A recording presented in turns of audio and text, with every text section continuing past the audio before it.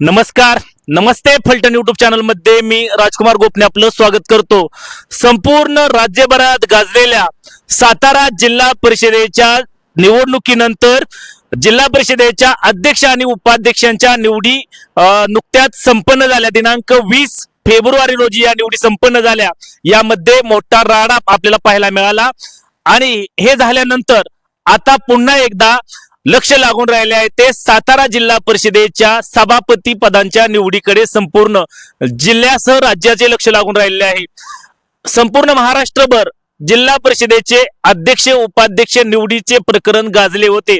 यामध्ये पहिल्यांदाच सातारा जिल्हा परिषदेमध्ये त्रिशंकू परिस्थिती निर्माण झाली होती आणि यामध्ये अध्यक्ष आणि उपाध्यक्ष कोण होणार याबाबतची उत्कंठा संपूर्ण सातारा जिल्ह्याला लागून राहिली होती आणि अतिशय नाट्यमय घडामोडी घडल्या होत्या.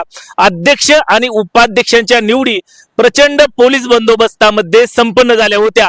यामध्ये जर आपण पाहिलं तर 65 सदस्य संख्या असलेल्या सातारा जिल्हा परिषदेमध्ये 27 जागा या प्रामुख्याने भारतीय जनता पक्षाला सर्वाधिक जागा मिळाल्या होत्या. त्यानंतर राष्ट्रवादी काँग्रेसला 20 जागा आणि शिवसेनेला 15 जागा मिळाल्या होत्या.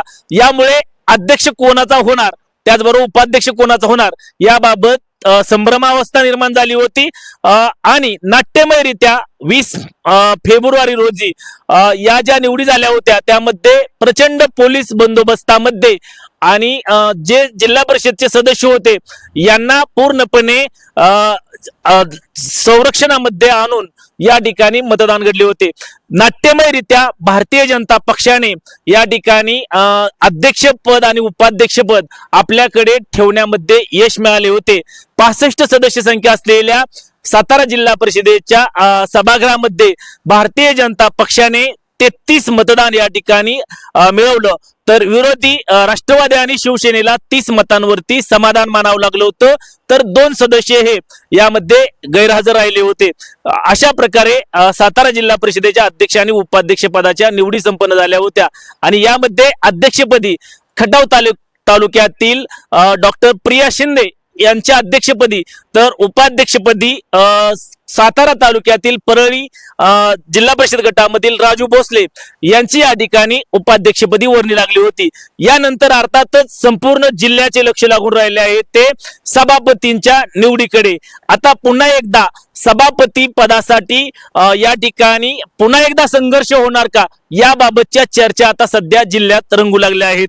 कोणत्याच पक्षाकडे पूर्ण बहुमत नसल्यामुळे पुन्हा एकदा बहुमताने या निवडी होणार का की बिनविरोध निवडी होणार याबाबत आता पुन्हा आणखीन प्रश्न निर्माण झाले आहेत.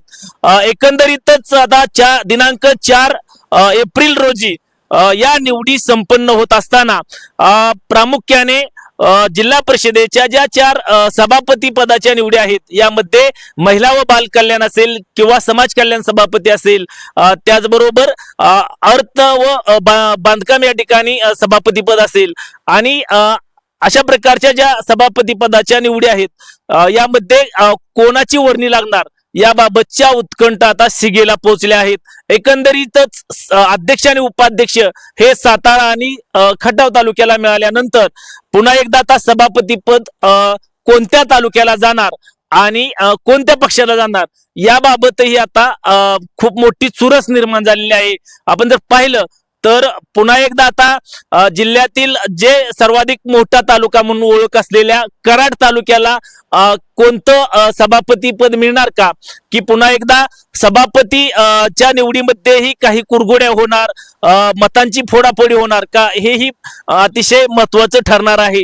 फलटण तालुक्याचा जर विचार केला तर आता फलटण तालुक्यामध्ये 5 जिल्हा परिषद सदस्य हे शिवसेनेमधून विजयी झालेले आहेत तर भारतीय जनता पक्षाकडून 2 जिल्हा परिषद सदस्य या ठिकाणी विजयी झालेले आहेत.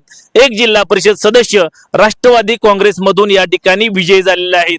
आता फलटण तालुक्याला सभापती पद मिळणार का याबाबतही चर्चा आता फलटण तालुक्यात रंगू लागल्या आहेत. शिवसेनेकडून प्रामुख्याने युवा नेतृत्व सह्याद्री भैया कदम त्याचबरोबर जिल्हा महिला ज्या निवडून गेलेल्या आहेत यामध्ये वैशालीताई कांबळे आणि ज्या साखरवाडी पंचायत समिती जिल्हा परिषद गटामधून रुपालीताई सरगर या निवडून गेलेल्या आहेत. यांना जिल्हा परिषदचे सभापती पद मिळेल का? त्याचबरोबर ऍडव्होकेट गिरीश बनकर यांच्याही नावाची चर्चा आहे.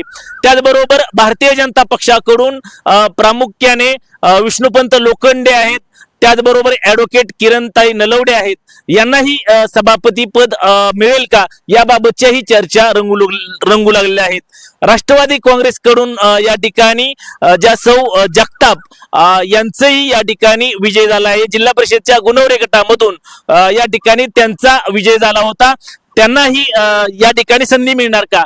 कारण आपण जर पाहिलं तर भारतीय जनता पक्षाकडून जिल्हा परिषदेचे अध्यक्ष आणि उपाध्यक्ष पद हे दोन्हीही भारतीय जनता पक्षाने स्वतः या ठिकाणी स्वतःकडे खेचून घेतलेले आहे.